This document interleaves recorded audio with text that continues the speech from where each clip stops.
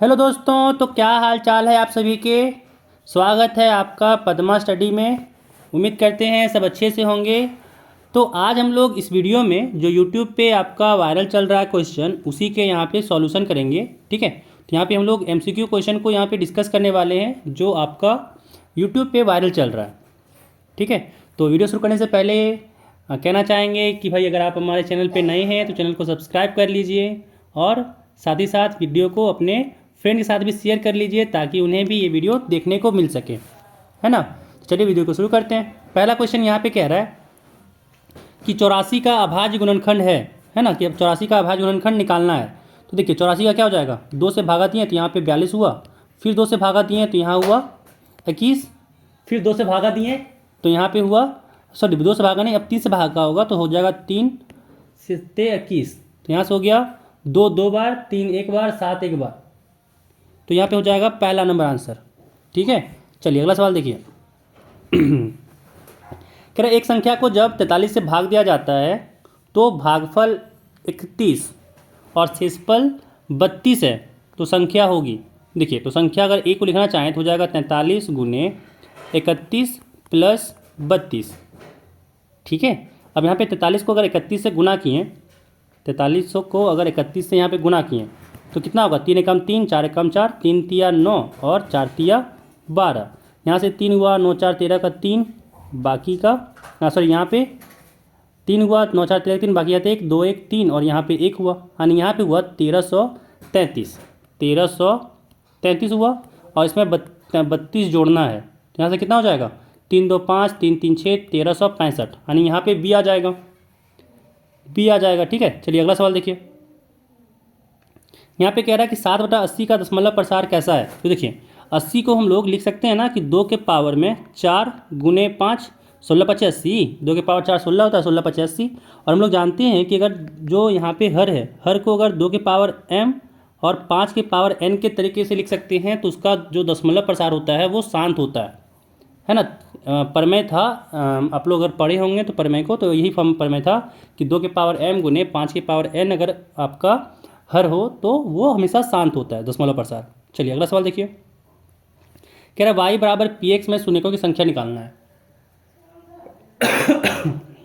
तो जितना बार x x को कट करेगा उतना हो जाएगा आपका यहाँ पे शून्यक का संख्या। यहाँ पे देख सकते हैं कि 2 बार कट कर रहा है, इसीलिए यहाँ पे 2 शून्यक हो जाएगा। चलिए अगला सवाल देखिए। कह रहा है द्विघात बहुपद टी स्क्वायर माइनस 15 के शून्यक है। देखिए टी स्क्वायर माइनस 15 को 0 से बराबर कर देंगे तो यहाँ पे शून्यक निकल जाएगा, तो टी स्क्वायर यहाँ 15 हो गया, टी हो जाएगा प्लस माइनस रूट में 15, है ना। तो एक बार प्लस आया, एक बार माइनस में आया है, तो यहाँ पे हो जाएगा डी नंबर कि एक धनात्मक होगा एक ऋणात्मक होगा। ठीक है, चलिए अगला क्वेश्चन कह रहा है कि के किस मान के लिए समीकरण निकाय ये जो है कोई भी हल नहीं होगा।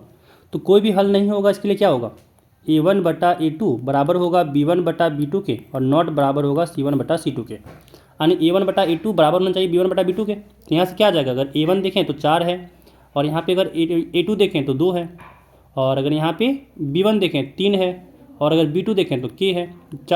2 से 4 कटा 2 बार में, k यहाँ से हो गया 3/2, यानी ऑप्शन सी। ठीक है, चलिए अगला सवाल देखिए।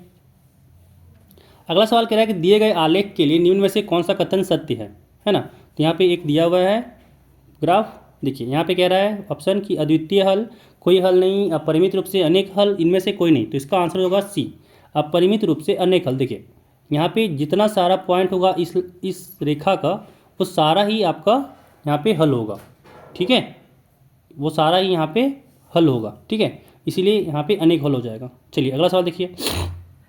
अगला सवाल कह रहा है कि रैखिक समीकरण यहाँ पे युग में दिया हुआ है, कह रहा है यहाँ पे संगत है, असंगत है, संपाती है या फिर इनमें से कोई नहीं। तो निकाल के देख लेते हैं। तो यहाँ पे अगर a1/a2 निकालें तो यहाँ से हो गया 3/4, है ना। और यहाँ पे अगर निकालें b1/b2 तो यहाँ से हो गया -3/-6, -3/-6, सॉरी ये 2/4 है, 3/4 नहीं 2/4 है, सॉरी ये 2/4 है, तो ये कट गया, यानी आ गया 1/2। ये भी माइनस से माइनस कट रहा है, 3 दूनी 6, यानी यहाँ पे भी आ गया 1/2। और यहाँ पे अगर c1/c2 निकालें तो -8/-9 हुआ। देखिए 8 को इधर ले जाएंगे तो माइनस में हो जाएगा, 9 को भी इधर ले जाएंगे तो माइनस में हो जाएगा, तो माइनस माइनस कट गया और यहाँ पे हो गया 8/9, यानी यहाँ पे क्या आ गया, A1 बटा A2 बराबर हुआ B1 बटा B2 के, और ये बराबर नहीं हुआ C1 बटा C2 के। यानी यहाँ पे क्या हो जाएगा, ये हो जाएगा असंगत।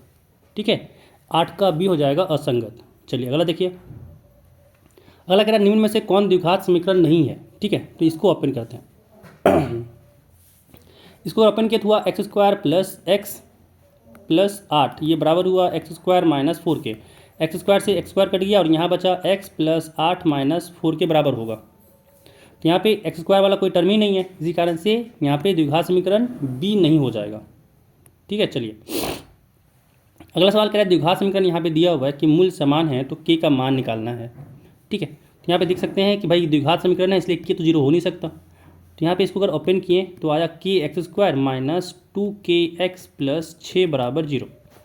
ठीक है, यहाँ से कह सकते हैं कि ए यहाँ पे के हो गया, बी यहाँ पे माइनस का 2k हो गया और सी यहाँ पे 6 हो गया। देखिए मूल समान है तो डी बराबर 0 होगा, यानी बी स्क्वायर माइनस 4ac ये 0 हो जाएगा। बी का स्क्वायर मतलब माइनस 2k का स्क्वायर। ठीक है, फिर माइनस 4 गुने ए यहाँ पे के है गुने सी यहाँ पे 6 है, तो यहाँ पे 6 हो गया, ये 0 के बराबर हो गया। देखिए यहाँ पे देख सकते हैं कि 2k का स्क्वायर है, यानी यहाँ पे हो गया 2 का स्क्वायर 4 और k का स्क्वायर k स्क्वायर माइनस 6 चौक 24k हो गया। ठीक है, यहाँ पे 24k बराबर 0। अब देख सकते हैं दोनों जगह से 4k कॉमन ले सकते हैं, तो यहाँ बचेगा k और यहाँ बचेगा माइनस में 6 बराबर 0। अब देखिए k तो 0 हो नहीं सकता, यानी यहाँ पे क्या हुआ k माइनस 6 को 0 होना होगा, यानी k बराबर 6 हो गया। ठीक है, यानी ऑप्शन यहाँ पे आ गया बी। चलिए अगला सवाल देखिए। अगला सवाल कह रहा है यहाँ पे कि एक एपी दिया हुआ है, कह रहा है इसका सार्व अंतर बताइए। तो सार्व अंतर कैसे निकालते थे, दूसरा पद में पहला पद घटा देते थे, तो 3 प्लस रूट में 2 है, इसमें अगर 3 घटाएं 3 से 3 घटा आ गया रूट में 2। ठीक है, तो ये हो गया इसका सी नंबर, इसका हो गया सार्व अंतर। चलिए अगला सवाल देखिए। यहाँ पे कह रहा है कि एपी दिया हुआ है, इसका कह रहा है 10वां पद निकालना है। तो यहाँ पे देखिए तो पहला पद -3 है, सार्व अंतर की बात करें तो हो गया -1/2, माइनस में -3 घटाएंगे तो यहाँ से हो गया -1/2, माइनस माइनस में +3 हो गया, बराबर किए एलसीएम लिए, यहाँ 2 हुआ, यहाँ पे -1, यहाँ पे 3 दूनी 6 हो गया, यानी यहाँ पे सार्व अंतर हो गया 5/2। अब यहाँ पे हम लोग से पूछा जा रहा है 10वां पद, यानी यहाँ पे हम लोग को a10 निकालना है ना, तो हो जाएगा a प्लस 9d। ए यहाँ पे -3 है प्लस 9 गुने डी यहाँ पे है 5/2, कोई दिक्कत नहीं।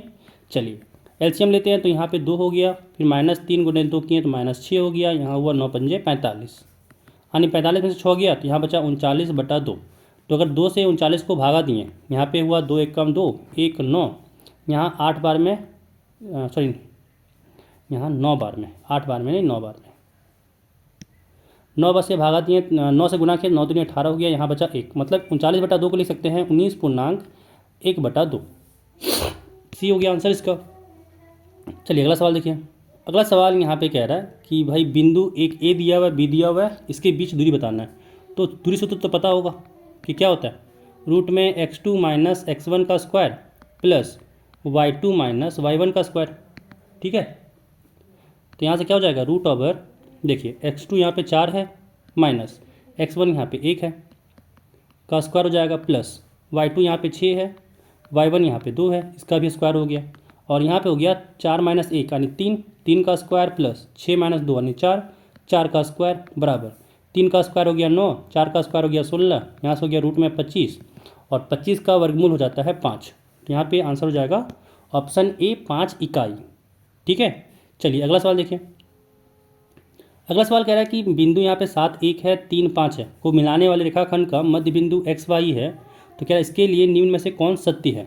ठीक है, तो देखिए x को और y को पहले निकाल लेते हैं, तो x क्या हो जाएगा, मध्य बिंदु है दोनों का, तो हो जाएगा 7 जोड़ 3/2, यानी यहाँ पे हो जाएगा 7 3 10/2, कट कुट के यहाँ पे x 5 आ गया। अगर y निकालना चाहें तो y भी मध्य बिंदु के लिए है, तो यहाँ पे 1 + 5/2 हो जाएगा, यानी 6/2 हो जाएगा, कट कुट के यहाँ पे 3 आ गया। अब देखेंगे तो x + y, तो 5 + 3 8 है, मतलब ये सही है। और यहाँ पे अगर देखें तो x - y, तो 5 में से 3 घटाएं तो ये भी सही है, 2 आ जाएगा। अगर y में से x घटाएं, मतलब 3 में से 5 घटाएं तो -2 आ जाएगा, ये भी सही है। इसका मतलब यहाँ पे हो जाएगा इनमें से सभी, इनमें से सभी। ठीक है, चलिए अगला सवाल देखिए। अगला सवाल यहाँ पे कह रहा है कि सभी वृत्त होते हैं, इसका हो जाएगा ऑप्शन ए समरूप। ठीक है, चलिए अगला सवाल देखिए।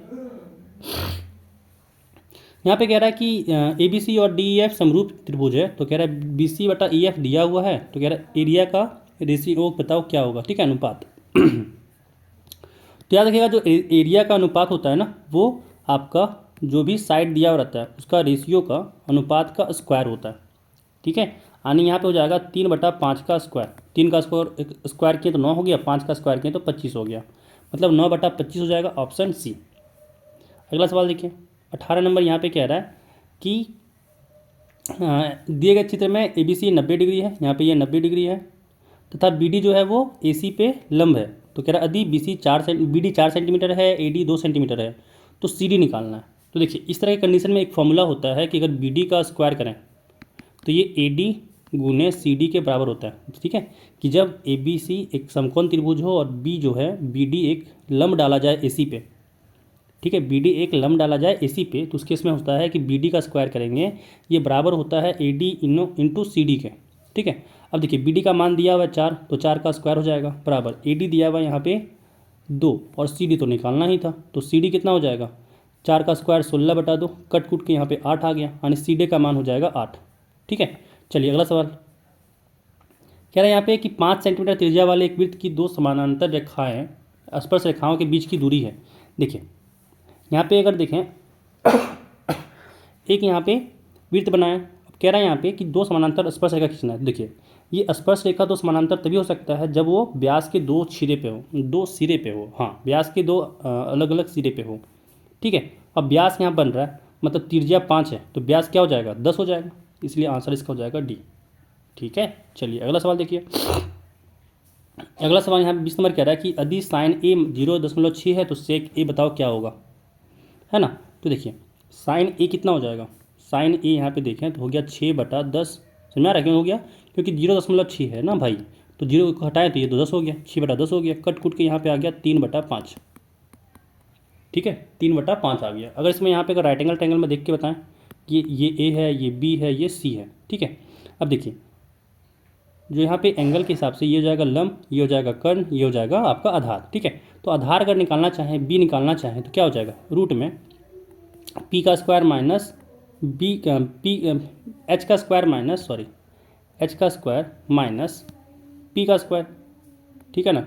और एच यहाँ पे 5 है, मतलब 5 का स्क्वायर माइनस 3 का स्क्वायर, इसको निकालें तो हुआ 25 माइनस में 9, यानी रूट में 16 हुआ, और रूट में 16 4 होता है। तो यहाँ पे अगर सेक ए निकालना चाहें होता है h/b, समझ में आया। तो h तो यहाँ पे 5 है, b यहाँ पे 4 है, तो 5/4 हो गया। बट आपको कहीं भी यहाँ पे आंसर नहीं दिख रहा होगा। आंसर निकालने के लिए अगर हम लोग ऊपर नीचे 2 से गुना कर दें तो कोई फर्क नहीं पड़ेगा, बट फ़ायदा हो जाएगा कि 5 दूनी 10/8 आ गया, आंसर अब मिल गया कि ऑप्शन ए हो जाएगा, है ना। चलिए अगला सवाल देखिए। अगला सवाल यहाँ पे कह रहा है कि 2 cos a बराबर जो है 1 का, तो a का मान बताओ। यहाँ से cos a क्या हो जाएगा, 1/2। अब याद है कि किस एंगल पे, किस कोण पे ए का 1/2 देता था, हाँ याद है 60 डिग्री पे, है ना। तो इसका सी हो जाएगा। चलिए अगला देखिए। अगला कह रहा है कि 2 sec स्क्वायर ए माइनस 2 tan स्क्वायर ए बराबर होगा। तो अगर 2 इसमें कॉमन ले लें तो यहाँ से हो जाएगा sec स्क्वायर ए माइनस tan स्क्वायर में ए, और sec स्क्वायर ए माइनस tan स्क्वायर ए बार बार रट्टा मार चुके होंगे, ये तो 1 होता है, यानी 2 हो गया यहाँ पे, ऑप्शन सी। चलिए अगला सवाल देखिए। अगला कह रहा है कि 5 मीटर ऊंची उदर्ग मीनार के पाद से 5 मीटर दूर स्थित बिंदु पर मीनार की चोटी का यूनियन कोण क्या है। ध्यान से देखिए, कह रहा है 5 मीटर ऊंचा मीनार है और यहाँ से 5 मीटर दूर पे एक बिंदु है, इसका यहाँ पे इसको मिलाएं अगर उसके चोटी से, तो ये जो बना आपका कोण, वो कोण निकालना है, ठीक है। यहाँ पे देख सकते हैं टेंटा क्या हो जाएगा 5/5, है ना, लंब बटा आधार, तो 5 से 5 घटा 1 आ गया, यानी tan थीटा यहाँ पे 1 हो गया। तो किस कोण के लिए होता है, 45 डिग्री के लिए, ऑप्शन बी, ठीक है। चलिए अगला सवाल देखिए। अगला कह रहा है कि 2 वृत्तों की त्रिज्या अनुपात दिया हुआ है, क्या तो उनके क्षेत्रफलों का अनुपात होगा। 2 वृत्तों की त्रिज्याओं का अनुपात दिया हुआ है तो उनके क्षेत्रफलों का अनुपात होगा, है ना। तो देखिए यहाँ पे अगर बात किया जाए पहला एरिया दूसरा एरिया, तो यहाँ पे वृत्त बोला जा रहा है, तो वृत्त के लिए क्या हो जाएगा पाई आर स्क्वायर, है ना, यानी पाई आर स्क्वायर बटा पाई आर, R1 के लिए देखते हैं, ये R2 के लिए देखते हैं, पाई से पाई कटा R1 का स्क्वायर बटा R2 का स्क्वायर, ठीक है। तो यहाँ से क्या हो जाएगा 3/4 का स्क्वायर, 3 का स्क्वायर 9 हो गया, 4 का स्क्वायर 16 हो गया, 9:16 आ गया। सी आंसर, सी इसका हो जाएगा आंसर। ठीक है, चलिए अगला सवाल देखिए। अगला सवाल यहाँ पे 26 नंबर। यहाँ पे कह रहा है कि 42 सेंटीमीटर त्रिज्या वाले वृत्त के उस त्रिज्याखंड उसका जिसका केंद्रीय कोण 30 डिग्री है का क्षेत्रफल होगा। ठीक है, तो देखिए यहाँ पे अगर देखें तो त्रिज्या दिया हुआ है ना, तो जो एरिया बनेगा यहाँ पे कह रहा है कि ऐसा फिगर बना, यहाँ पे इसका एंगल 30 डिग्री है, इसका एरिया निकालने बोल रहा है। तो क्या हो जाएगा, पाई आर स्क्वायर थीटा बटा 360 डिग्री होता है।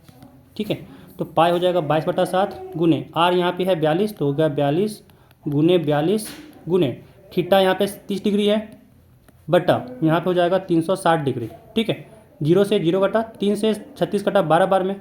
ठीक है, 7 से 42 कटा 6 बार में। ठीक है, 6 से 12 कटा 2 बार में, 2 से 22 कटा 11 बार में, यानी यहाँ पे हो गया 42 गुने 11। और अगर 42 को 11 से गुना करेंगे तो हो जाएगा 462 सेंटीमीटर स्क्वायर, यानी ऑप्शन सी हो जाएगा। ठीक है, चलिए अगला सवाल देखिए। 27 नंबर यहाँ पे देखें तो आर त्रिज्या वाले गोले का पृष्ठीय क्षेत्रफल होता है C number 4 pi r square. अगला सवाल देखिए। 28 नंबर कह रहा है कि एक शंकु का आयतन दिया हुआ है, कह रहा है यदि इसके आधार का क्षेत्रफल 314 सेंटीमीटर है तो उसकी ऊंचाई है। देखिए वॉल्यूम का फॉर्मूला क्या होता है, 1/3 5 पाई आर स्क्वायर एच। तो यहाँ से वॉल्यूम दिया हुआ है 1570। ठीक है, 1/3 गुने, अच्छा एक बात देखिए कि जो आपका बेसमेंट होता है, मतलब बेस आधार जो होता है, आधार किसी भी शंकु का आपका वृत्त के रूप में होता है, तो यानी पाई आर स्क्वायर कितना दिया हुआ है 314 सेंटीमीटर स्क्वायर। समझ में आ रहा है, जो कोई भी शंकु का जो आधार होता है वो एक वृत्त के तरीके का होता है, और वृत्त का जो क्षेत्रफल होता है वो पाई आर स्क्वायर होता है, यानी पाई आर स्क्वायर का मान दे दिया है आपको 314, साथ में होगा गुने एच, यानी एच कितना हो जाएगा 1570 गुना 3 बटा में 314। और देखिए 314 से 1570 कटा 5 बार में, 5 किया हो जाएगा 15 सेंटीमीटर। तो यहाँ पे हाइट हो गया 15 सेंटीमीटर। ठीक है, ऊंचाई 15 सेंटीमीटर हो गया। चलिए अगला देखिए। अगला यहाँ पे अगर कह रहा है कि बहुलक निकालना है इसका। देखिए 2 2 2 सबसे ज़्यादा बार 2 आया है, इसीलिए बहुलक 2 हो गया। अगला सवाल अगला सवाल कह रहा है यहाँ पे कि दो सिक्कों की उछाल में दोनों पर शीर्ष आने की प्रायिकता क्या है। तो देखिए यहाँ पे अगर इसको सैंपल स्पेस लिखना चाहें तो हो जाएगा head head, head tail, tail head, tail tail. अब खुद देखिए यहाँ पे कि जो हम लोग को चाहिए दोनों हेड है ना, तो दोनों हेड चाहिए, कितना बार आया, एक ही बार तो आया है। तो जो प्रोबेबिलिटी का निकाल लेंगे तो क्या होता है फेवरेबल आउटकम्स, मतलब जो चाहिए, यानी दोनों हेड चाहिए था तो एक बार आया है, और टोटल 4 चीज़, यानी 1/4 हो जाएगा, ऑप्शन नंबर ए। ठीक है, तो यहाँ पे टोटल जो आपका MCQ क्वेश्चन था वो जो यूट्यूब पे क्वेश्चन वायरल चल रहा है उसका हम लोग सॉल्यूशन कर लिए हैं, है ना। तो आई थिंक आप लोगों को समझ में आया होगा कि ये सारे कैसे सवाल बनेंगे और जल्दी कैसे बनेंगे, है ना। देखिए हम लोग कितना जल्दी बनाए हैं, तो आप लोगों को भी एग्ज़ाम में ऐसे ही बनाना है ताकि आप लोगों का टाइम इसमें बच सके, और आप लोग वहाँ पे जब सब्जेक्टिव क्वेश्चन बनाएं वहाँ पे ज़्यादा टाइम लगाएं तो कोई दिक्कत ना हो। ठीक है, तो इस वीडियो में बस इतना ही, खूब ख्याल रखिएगा। ठीक है, और एक बात और कि भाई अगर अभी तक आप हमारे चैनल को सब्सक्राइब नहीं किए हैं तो फटाफट से सब्सक्राइब कर लीजिए, है ना। इस तरह की वीडियो आप लोग को इसमें मिलता रहेगा। चलिए खूब ख्याल रखिएगा अपना, मिलते हैं फिर अगले वीडियो में।